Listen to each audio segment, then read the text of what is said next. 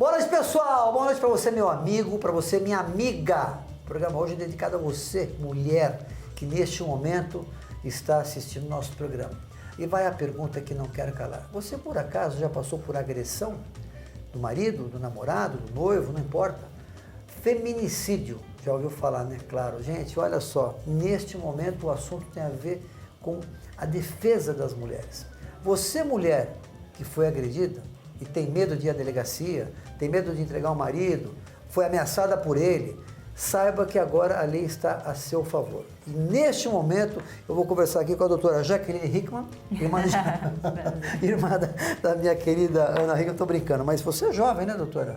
Com todo o respeito, olha só, é verdade. Bom, doutora, primeiro, muito obrigado por me receber aqui. Eu agradeço. Parabéns. Vou chamar de você, né? Me permita, Claro, né? fica à vontade. Você nasceu no Rio, é isso? Eu sou carioca. Carioca. E moro aqui em São Paulo há quase 8 anos, Quase onde 8. atuo como delegada. Mas não fala como carioca, tem uns passarinhos na boca. Né? Olha, apesar de toda a minha reverência, esse assunto feminicídio, doutor, é um assunto que realmente está mexendo com todo mundo, né?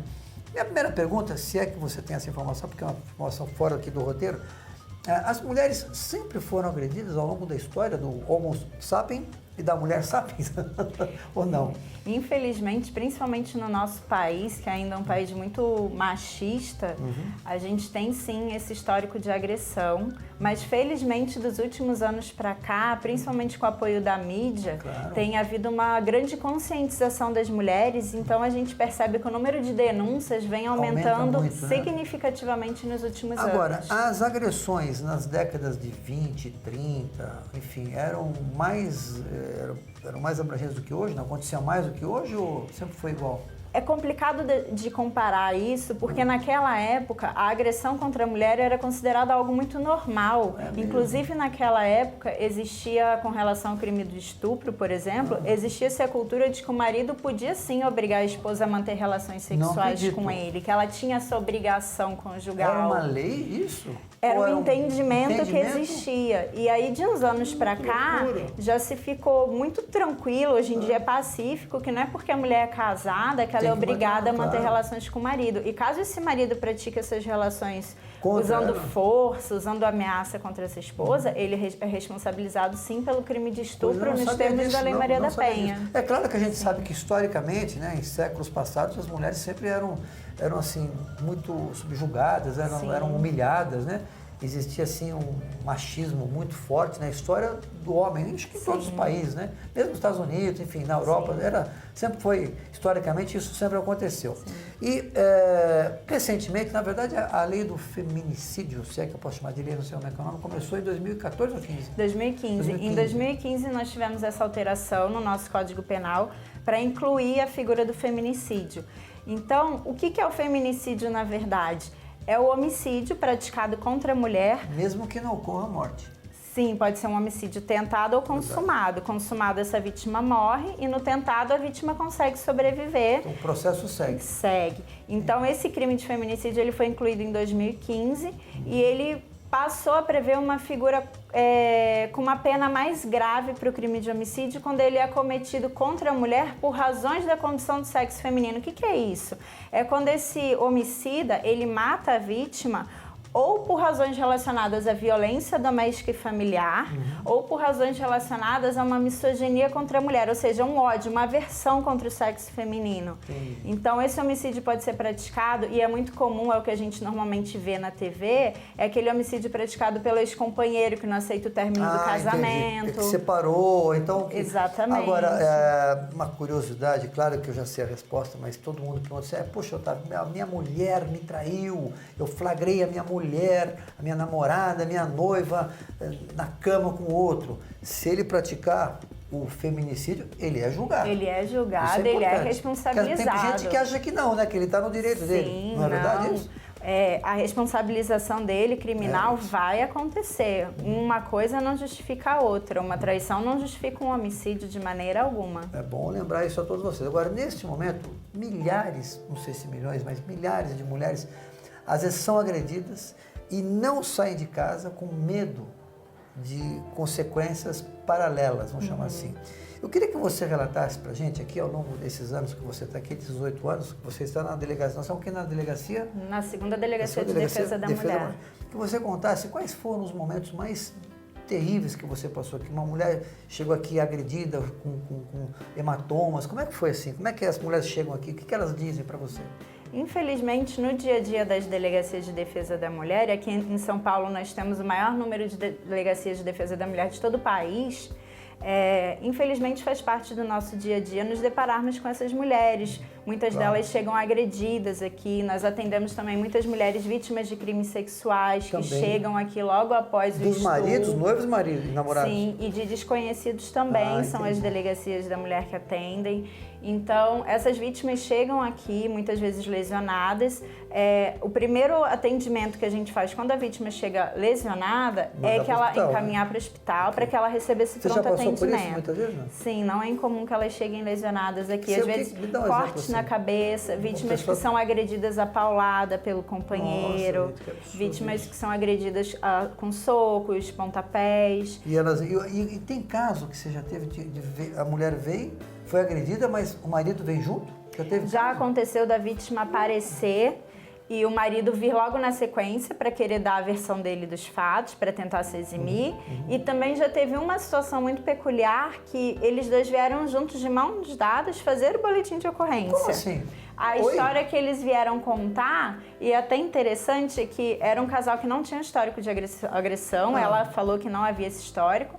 Foi um dia pontual que eles tiveram uma discussão, ele explodiu e acabou agredindo ela, e ele percebeu que aquilo era errado e veio com ela para fazer o registro da ocorrência. Como foram dias depois, não era uma situação de flagrante, então ele foi ouvido, mas foi feito o boletim.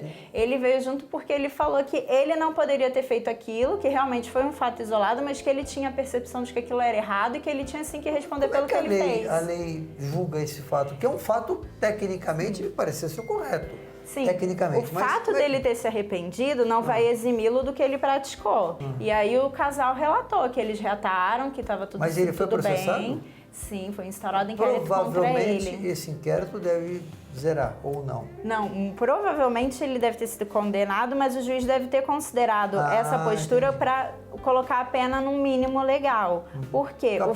O fato da vítima perdoar ou do agressor se desculpar, enfim, isso não exime a responsabilidade pelo que já foi feito. Entendi. Então, ainda que a vítima perdoe, ainda que o casal reate, o processo, o inquérito de lesão corporal, ele vai prosseguir mesmo contra a vontade da vítima. Olha, eu soube de um caso, eu não sei se eu li, se alguém comentou comigo, que o casal, eles estavam tendo muita discussão. E esse casal resolveu ir na delegacia para fazer uma prévia, para que se houvesse alguma agressão por parte tanto do homem quanto da mulher, que eles não queriam ser processados. Isso é possível? Não é possível. Principalmente se a gente estiver diante de uma vítima mulher. Por quê? Suponhamos que o homem bateu na namorada.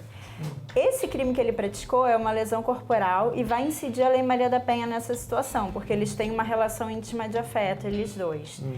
Então, não cabe a essa vítima decidir se ela quer ou não que ele seja processado criminalmente. Todo mundo. A lei julga o fato. Sim, nesse caso especificamente, a lei considera que a mulher, historicamente, aquilo que a gente acabou de conversar, ela vem num patamar muito inferior ao homem por muitos anos. Então, a lei entende que a lei precisa dar um empurrãozinho para igualar o homem com a mulher.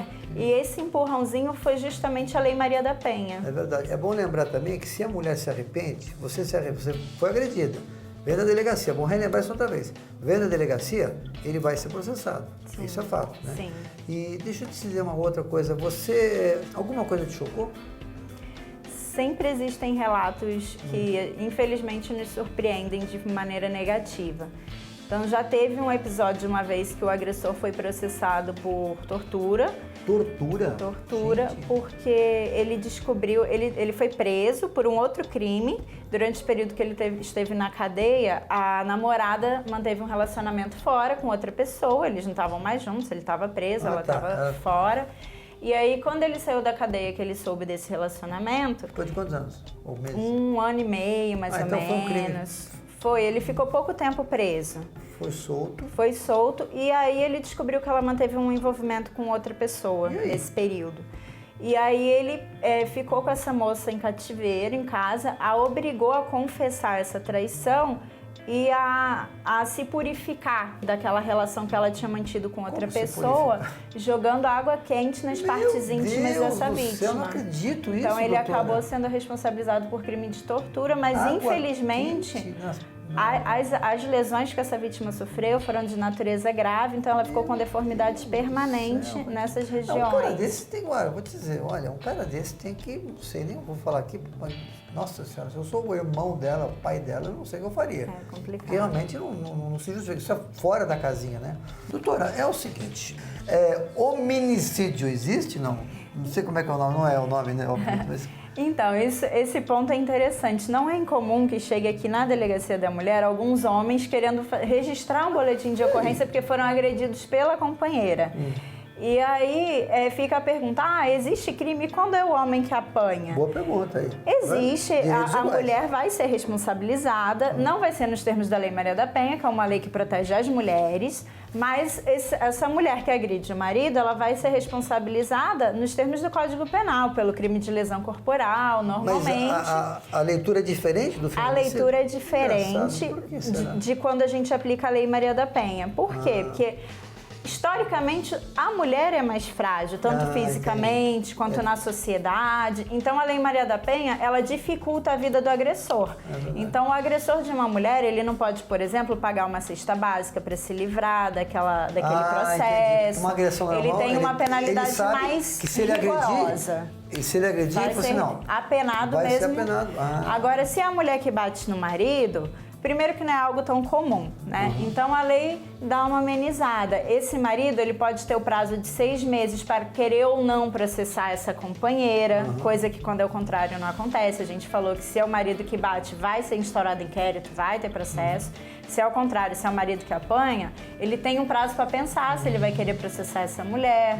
Ela pode eventualmente pagar uma cesta básica, uma multa. Sempre tem alguma coisa. Olha, eu tenho algumas informações aqui importantes também que deve acontecer muito para você que está assistindo agora, muito ou pouco, enfim. Pessoas que sofrem feminicídio, assim no dia a dia, mas não vão para a delegacia, não denunciem, não vão denunciar os seus maridos, namorados e tal. Por quê? Porque a mulher sempre tem um amor acima, né? Isso é fato. Eu acho que claro que eu sempre fui um cara, né, decente, apaixonado, mas as mulheres são um pouco mais sensíveis ao entregar os maridos. Não sei se eu estou errado. Não, é verdade. E quando isso acontece, doutora, e alguém vem na delegacia e fala assim, olha, por favor, aquele casal soube disso, queria entregar aquele cara lá que bateu na mulher. Você chama o casal aqui e entra com o processo ou não tem como fazer isso? Então, quando existe uma situação dessa de feminicídio tentado, né, que é aquele em que a vítima sobrevive... Mas a vítima não delatou. E essa notícia chega pra gente de alguma forma, não importa a vontade da vítima, ela vai ser chamada, ela vai ser ouvida, e mesmo que ela diga não quero processar, esse processo vai seguir contra a vontade dela. Se ela falar, porque ela não foi agredida? É uma situação complicada. É difícil, é exatamente isso. Mas a gente não pode esquecer que a Lei Maria da Penha, quando ela traz essa questão, ela traz uma ideia de necessidade de um atendimento multidisciplinar. Como assim? A lei sabe que é difícil para essa vítima denunciar o marido dela, que é aquela pessoa que ela construiu uma família, ou denunciar o pai, o irmão. Então, a lei trabalha a necessidade da gente ter um apoio multidisciplinar, ou seja, da gente poder auxiliar essa vítima não só na polícia, mas com campos relacionados à assistência social, psicólogos, para que essa vítima se perceba nessa situação, perceba a necessidade de denunciar e tenha forças para seguir com essa denúncia. Quando se fala em agressão física, qual é o índice de prisão ao longo desses anos todos? Quanto que, depende muito do tipo de agressão, por exemplo, tapa na cara é uma agressão, facada é outra. Sim. Ou agrediu. A agressão vai variar de acordo com o laudo. Quando essa vítima vem fazer um boletim de ocorrência, ela é encaminhada para fazer o exame de corpo de delito. E aí esse perito ele pode constatar uma lesão leve, grave ou uma lesão gravíssima. E aí a pena muda? A pena vai mudar. Então, normalmente uma lesão leve vai ensejar para esse autor um regime aberto. Agora, se por outro lado, suponhamos que ele tenha sido condenado a uma lesão um tapa na cara, um soco, algo que não tenha um impacto muito maior. Mas vai ser processado e vai ser culpado. Sim. Deixar claro para você. Por outro lado, se ficar constatada uma lesão grave ou gravíssima, pode ser eventualmente imposto um regime semiaberto ou um regime fechado. Então vai variar de acordo com a gravidade dessa lesão. Um feminicídio, por exemplo, já é um crime com uma pena de até 30 anos de reclusão, uma pena bem alta. Por quantos laudos ou quantos processos de feminicídio aqui? Tivemos alguns já esse ano aqui. Todos presos e Todos condenados? todos presos. O processo está tramitando, porque é muito novo ainda, né? O inquérito já acabou na delegacia, agora está em fase de julgamento no judiciário, mas todos presos. Olha, doutora, eu fico muito, assim, feliz em poder ajudar você, minha amiga telespectadora que está assistindo o nosso programa, para dizer que você, agora, as leis são muito rígidas. Sim. E, aliás, a própria Estado de São Paulo fez uma campanha muito bacana agora, né? Eu queria parabenizar o nosso governador João Dória, uma campanha sobre feminicídio. Mas o mais importante é que você, a partir de agora, tem que entender que o seu marido, esse, de repente, que você foi agredida, que está assistindo o programa, ou você está num quarto e ele está no outro, né? Sempre tem essas discussões, que você tem total liberdade de se proteger.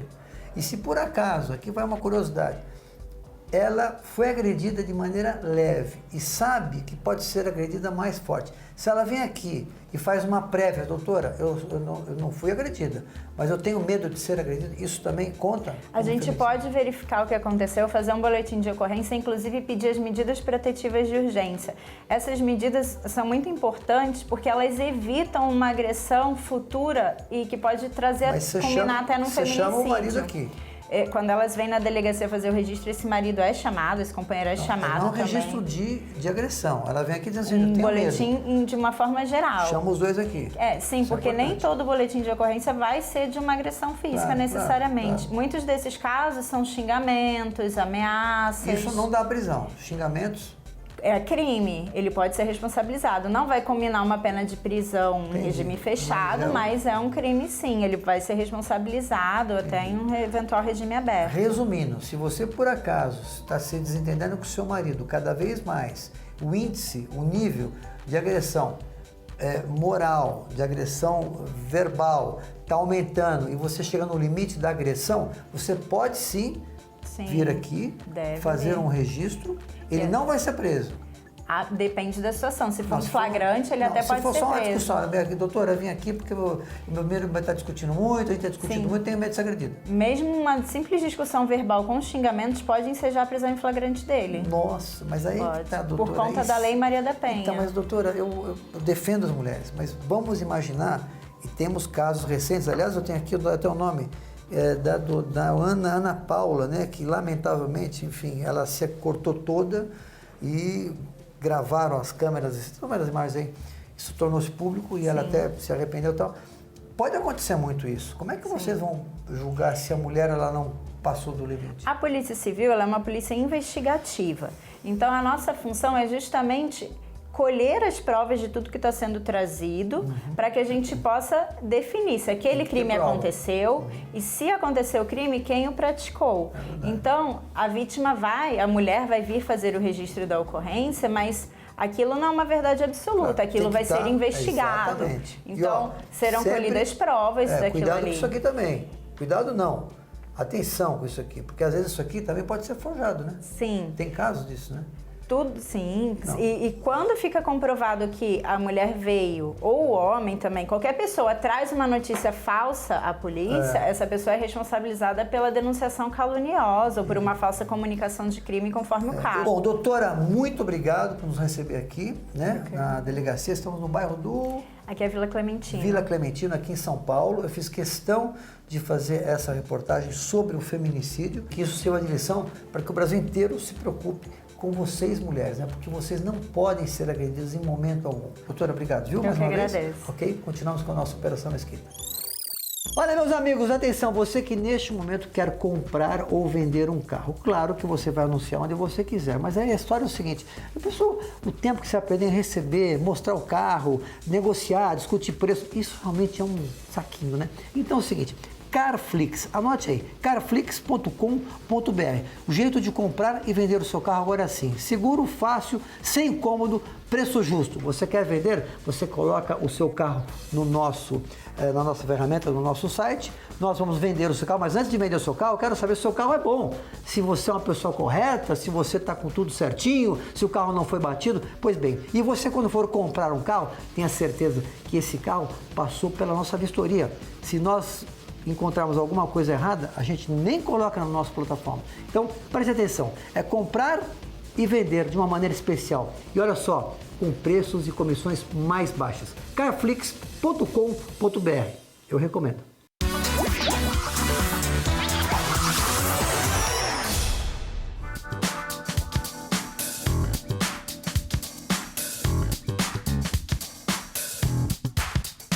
Boa noite, pessoal. Boa noite para você que está em casa, começando mais uma Operação Mesquita. E hoje, uma surpresa incrível. Aonde eu estou, você vai saber exatamente quem é que está atrás daquela porta. E claro, quando a gente entra, a gente encontra uma série de obras de arte que já existe há muito tempo nesse espaço aqui.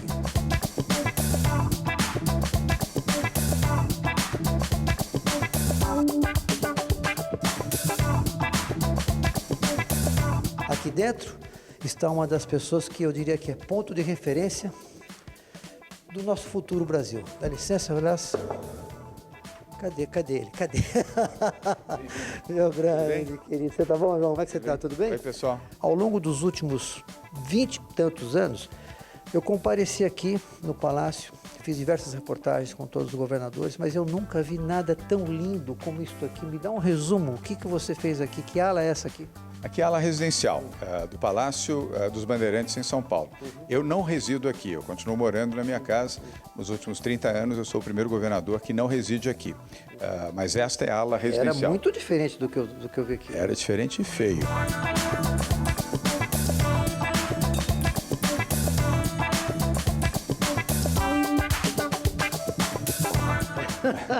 Nós arrumamos, porque isso aqui não é patrimônio de quem ocupa o palácio, é patrimônio dos brasileiros de São Paulo. Todos os que vivem em São Paulo, sejam paulistas ou não, são proprietários do palácio. O palácio é parte integrante do patrimônio público de São Paulo.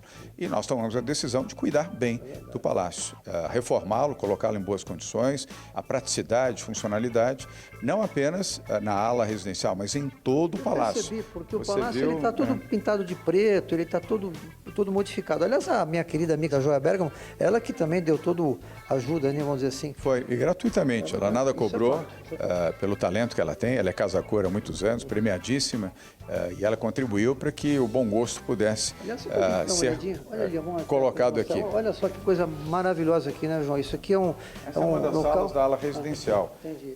Repito, eu não resido aqui. Amanhã, no futuro, pessoas, né? sim.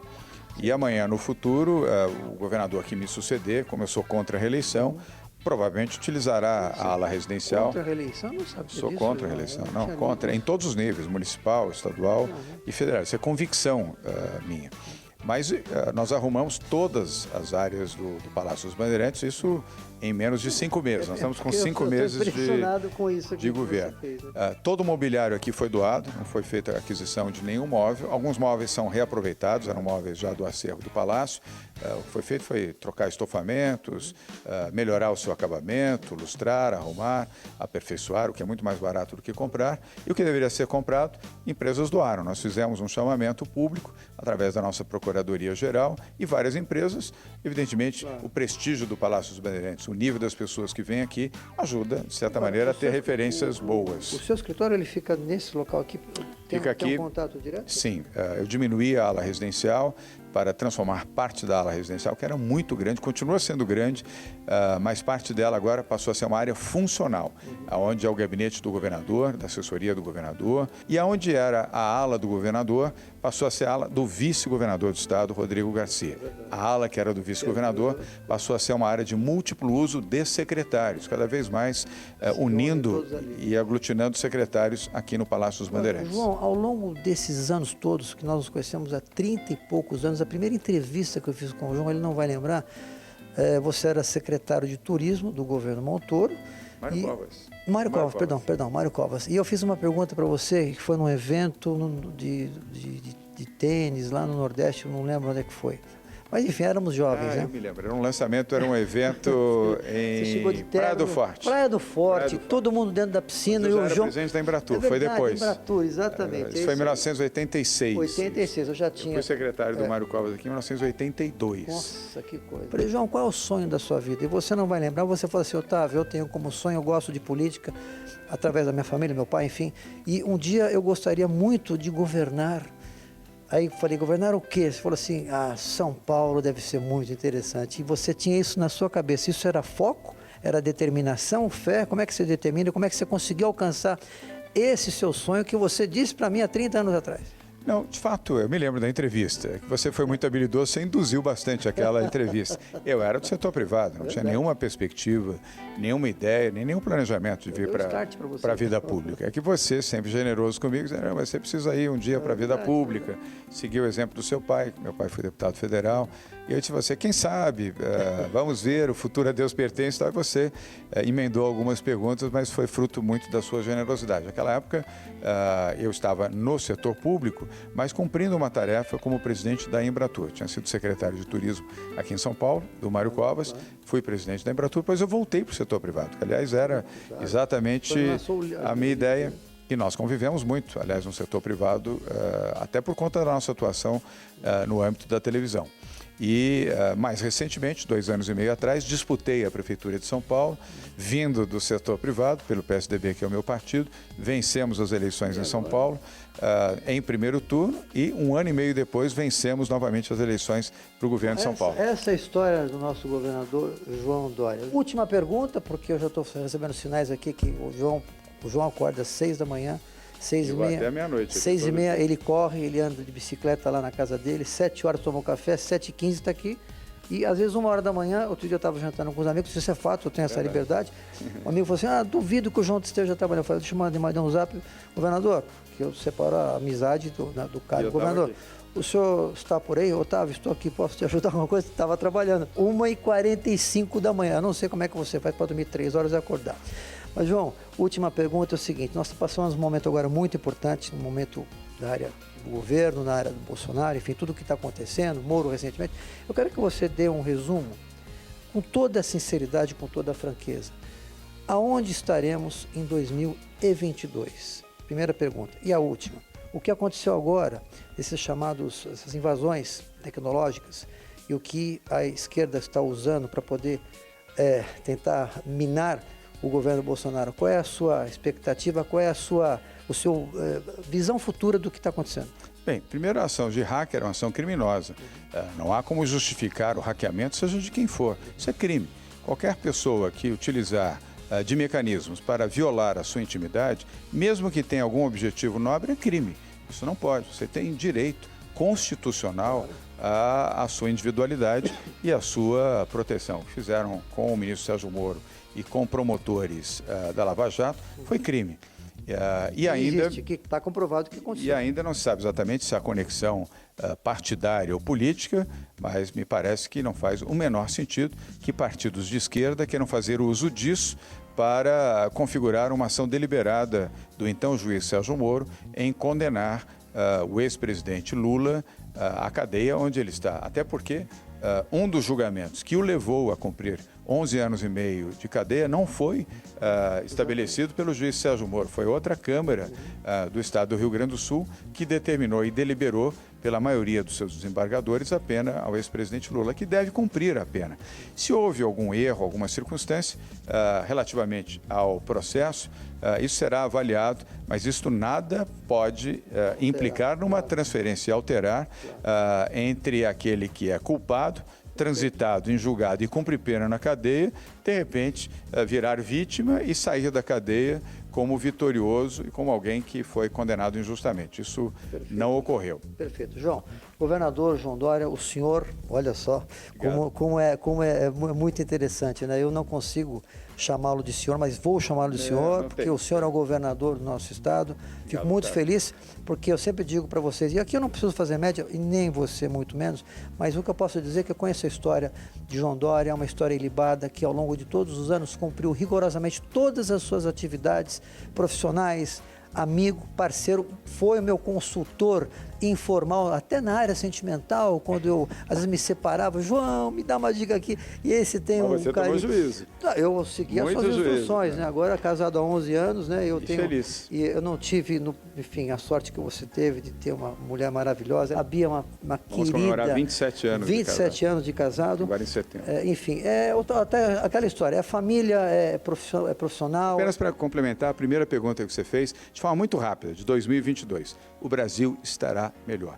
Você que nos assiste aqui no SBT, acompanhando Otávio Mesquita, não perca a esperança no Brasil. Acredite no seu país, proteja o Brasil. O Brasil que eu quero é esse mesmo. Parabéns, João. Um abraço. Tchau.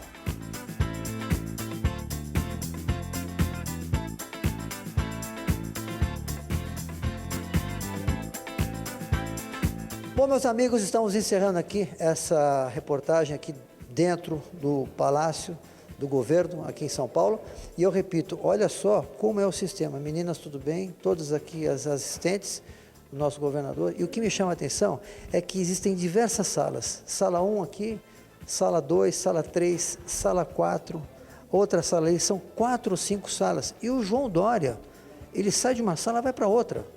Sai da outra, vem para cá e fica... Então, ele passa o dia inteiro participando de diversas reuniões, todas, obviamente, ligadas a diversos setores, e assim que ele administra o nosso Estado, né?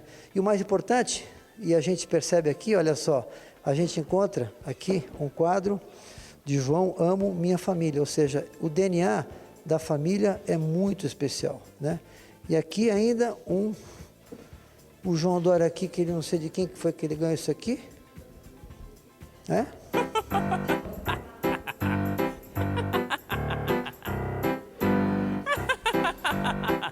Tá aqui no meu coração. Tá bom, gente? Meninos, obrigado, viu? Beijo pra vocês. Querida, obrigado, hein? Obrigado. Ana Hickman, prazer te rever aqui. Tchau, gente. Valeu.